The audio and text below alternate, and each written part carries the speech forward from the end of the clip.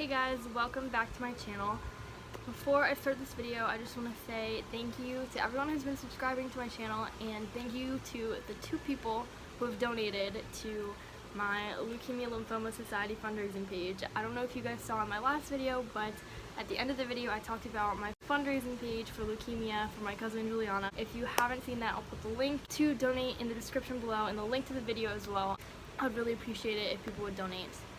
Thank you guys so much. Also, I don't know if you can tell, but I'm filming outside on my porch.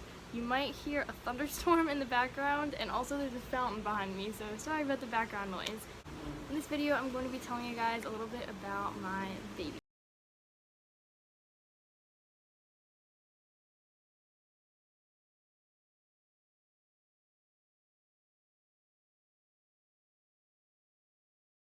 I moved from Maryland to Delaware to move in with my aunt and uncle at the end of April of 2017.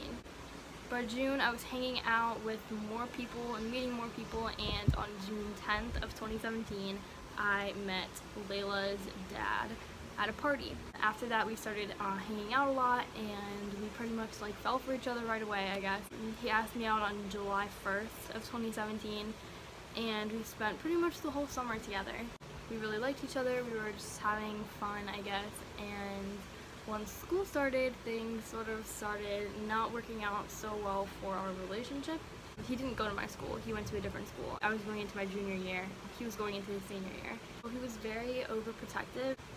He would show up at my school sometimes if I didn't answer his messages because he was afraid that, I would be talking to another boy or something. And he would tell me what I could and couldn't wear. I wasn't allowed to wear leggings to school. He would pick me up from school every day, and he would always call me at 2:40, which is when our last bell rang, and he would make me stay on the phone with him until I got to his car to make sure that between my class and his car that I didn't interact with any other boys. Obviously, I had some serious trust issues and did not trust me at all, and it was not working out well. A few weeks into the school year, it was obvious that we were going to be breaking up. So I tried to break up with him a few times, and every time I would break up with him, he pretty much just wouldn't accept it, and he would do crazy things. He would show up at my school and find me in my classroom. The time when I'd broken up with him, he dropped me off at my house after we got in a fight and we broke up. It was late at night, and I was like, okay, goodbye, this is over. I went into my room and tried to go to sleep, and a few hours later I woke up and he was on my roof banging on my window. I probably should have called the police, and that's when I should have gotten serious and gotten my family involved. Really, he was a danger to me and my family. His justification is that he really loved me and was not going to lose me. And I really liked him, but we're so young. We were 16 and 17.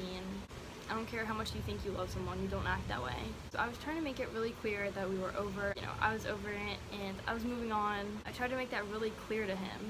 He realized that, so we were still together, but it was a rough patch and we were on and off. He was trying to get me pregnant. Everything that was happening between us was consensual, but I didn't realize that he was attempting to get me pregnant. I was not being very careful. So obviously we're both very much equally responsible for, my pregnancy, but it was his goal to get me pregnant.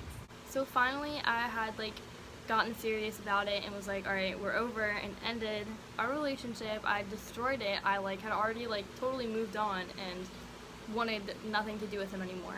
A few days later I found out that I was pregnant. But when I found out I was pregnant, I decided that I had to get back together with him. I don't know why, I should have just tried to do it on my own, but in my head, I thought I had to get back together with him. Well, we got back together, and we were together, and we were okay for a few weeks, but our relationship sort of sucked because all that he talked about and thought about was how I, was really trying to leave him and, didn't really love him as much as he loved me. I had to stay with him for a week in November because my family was going to be out of town for a month and we were moving between houses, so we didn't have a house for that month. So I was supposed to be there for the whole month, but after a week of being there and living with him, I realized that he was not a good person for me to be around while I was pregnant and after our daughter was born. He was doing totally irresponsible things that I don't want to be around, so I decided I have to get out of this. I was really, concerned about him having to be a part of my life for the rest of my life, because of our daughter. So once I got further into the pregnancy and actually had her, I realized that it's not about him anymore, and it's about her, and I don't care who her father is, she's my daughter. I stayed with him for a week, and then I finally decided to leave him, and I went and I stayed with one of my good friends. But shout out to you guys again for letting me stay with you for those 2 weeks. I love you guys, and I love your family. So I stayed with them for 2 weeks, and my baby daddy, he was freaking out. He was like, "You're gonna be leaving me and you have our baby." He had every right to freak out, but the way that he handled it was not okay.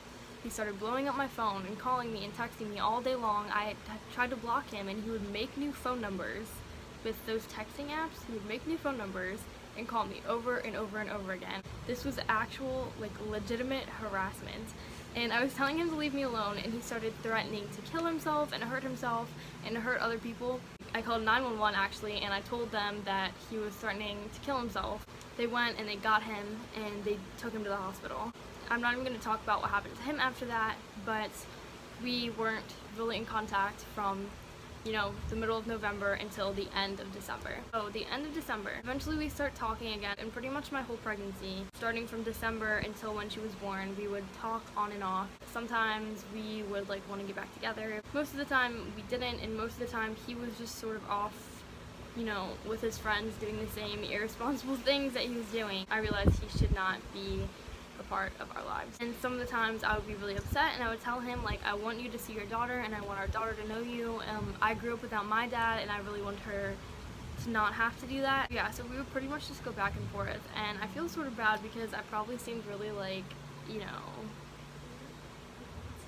I would be like, please come see her, come be a part of our life, come to my doctor's appointments and see an ultrasound, and like I would send him pictures all the time.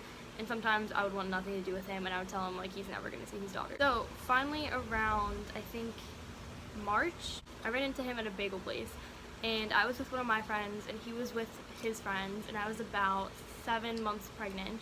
And I walk in the door and he's standing right in the doorway facing me, and we just look at each other and walk in opposite directions. I started freaking out. I didn't know what to do. I felt like a little kid.